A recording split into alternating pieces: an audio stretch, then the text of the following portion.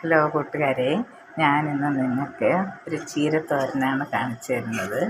ഇത് സാമ്പാർ ചീര തോരൻ വെച്ചതാണ്. ഇന്ന് ഞാൻ സാമ്പാർ ചീരത്തോരനാണിത്. കണ്ടോ, എല്ലാവരും കണ്ടല്ലോ അല്ലേ? ഇതാണ് സാമ്പാർ ചീരത്തോരൻ. ഈ സാമ്പാർ ചീരത്തോരൻ എങ്ങനെയാണ് വെക്കുന്നതെന്നും കൂടി ഞാൻ പറയാം. നമ്മുടെ സാമ്പാർ ചീര ഇപ്പോൾ പറമ്പിലൊക്കെ ധാരാളം സാമ്പാർ ചീര ഉള്ള സമയമാണ്. സാമ്പാർ ചീര എന്ന് പറഞ്ഞത് ഇതാണ്. ഇത് പറമ്പിൽ നിന്നും ഒടിച്ചെടുത്ത് ചെറുതായിട്ട് അരിഞ്ഞെടുത്ത ശേഷം പിന്നെ കുറച്ച് ചെറുപയർ വേവിക്കുക.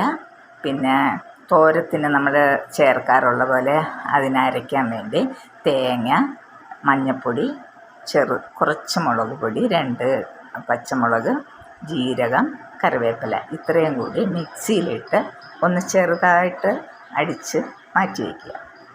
എന്നിട്ട് ചീനിച്ചട്ടി അടുപ്പത്ത് വെച്ച് കടുക് പൊട്ടിച്ച് ഉള്ളിയിട്ട് നമ്മൾ കടുക് പൊട്ടിയ ശേഷം അരിഞ്ഞു വെച്ചിരിക്കുന്ന ചീര, വേവിച്ച് വെച്ചിരിക്കുന്ന ചെറുപയർ, പിന്നെ അരച്ച് വെച്ചിരിക്കുന്ന അരപ്പും കൂടെ ഇട്ട് 5 മിനിറ്റ് ഉപ്പും ചേർത്ത് അടച്ചു വയ്ക്കുക. വെള്ളം ഒഴിക്കരുത്. വെള്ളം ഇതിന് വേണ്ട. കാര്യം എന്നാന്ന് വെച്ചാൽ ഇതിനൊരു വഴുവഴുപ്പുള്ള ഇലയാണ്, തണ്ടാണ്.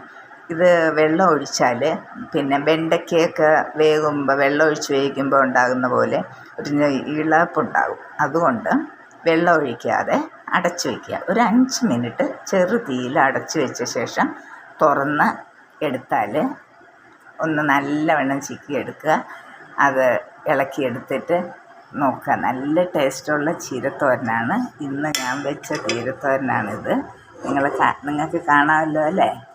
ഇതാണ് ഇന്നത്തെ എൻ്റെ ഒരു കറി ചീരത്തോരൻ. നമ്മുടെ പറമ്പിലെ എല്ലാവർക്കും ഇഷ്ടമായെന്ന് വിചാരിക്കുന്നു. ഓക്കേ, ഇനി അടുത്ത ദിവസം കാണാം കൂട്ടുകാരെ. അടുത്ത ദിവസം ഞാൻ വേറൊരു ചീരയും കൊണ്ടുവരാം. Okay, by.